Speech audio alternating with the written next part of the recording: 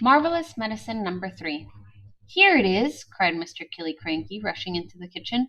1 carton of flea powder for dogs and 1 can of brown shoe polish. George poured the flea powder into the giant stewing pot. Then he scooped the shoe polish out of its can and added that as well. Stir it up, George, shouted Mr. Cranky. Give it another boil. We've got it this time. I bet we've got it. After Marvelous Medicine Number 3 had been boiling and stirred, George took a cupful of it out to the yard to try it on another chicken. Mr. Cranky ran after him, flapping his arms and hopping with excitement. Come and watch this one, he called to Miss Cranky. Come and watch us turning an ordinary chicken into a lovely, great big one that lays eggs as large as footballs. I hope you do better than the last time, said Miss Cranky, following them out. Come on, chicken, cried George, holding out a spoonful of medicine number 3.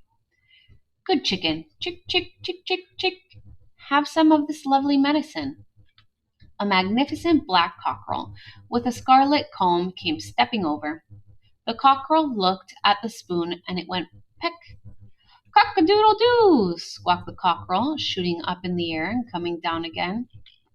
Watch him now, cried Mr. Cranky. Watch him grow. Any moment he's going to start getting bigger and bigger. Mr. Killycranky, Miss Cranky, and little George stood in the yard staring at the black cockerel. The cockerel stood quite still. It looked as though it had a headache. What's happening to its neck? Miss Cranky said. It's getting longer, George said. I say it's getting longer, Miss Cranky said. Mr. Cranky, for once, said nothing. Last time it was the legs, Miss Cranky said. Now it's the neck. Who wants a chicken with a long neck?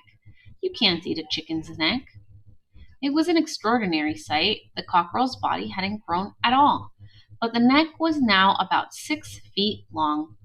All right, George, Mr. Cranky said. What else have you forgotten? I don't know, George said. Oh, yes, you do, Mr. Cranky said. Come on, boy, think. There's probably just one vital thing missing, and you've got to remember it. I put in some engine oil from the garage, George said. Did you have that on your list? Eureka, cried Mr. Cranky. That's the answer. How much did you put in? Half a pint, George said. Mr. Cranky ran to the garage and found another half pint of oil. And some antifreeze, George called after him. I sloshed in a bit of antifreeze. Marvelous Medicine Number 4. Back in the kitchen once again, George and Mr. Cranky, watching him anxiously, tipped half a pint of engine oil and some antifreeze into the giant stewing pot. Boil it up again, cried Mr. Cranky. Boil it and stir it. George boiled it and stirred it. You'll never get it right, said Miss Cranky. Don't forget, you don't just have the same things, but you've got to have exactly the same amount of those things. And how can you possibly do that? You keep out of this, cried Mr. Cranky. We're doing fine. We've got it this time. You see if we haven't. This was George's Marvelous Medicine Number 4, and when it had boiled for a couple of minutes, George once again carried a cupful of it out into the yard. Mr. Cranky ran after him. Miss Cranky followed more slowly. You're going to have some mighty queer chickens around here if you go on like this, she said. Dish it out, George, cried Mr. Cranky. Give a spoonful to that one over there. He pointed to a brown hen. George knelt down and held out the spoon with the new medicine in it. Chick, chick, he said. Try some of this. The brown hen walked over and looked at the spoon. Then it went peck. Ouch, it said.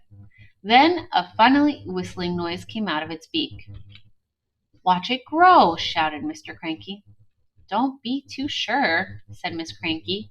Why is it whistling like that? Keep quiet, woman, cried Mr. Cranky. Give it a chance. They stood there staring at the brown hen. It's getting smaller, George said. Look at it, Dad. It's shrinking. And indeed it was. In less than a minute, the hen had shrunk so much it was no bigger than a new hatched chick. It looked ridiculous.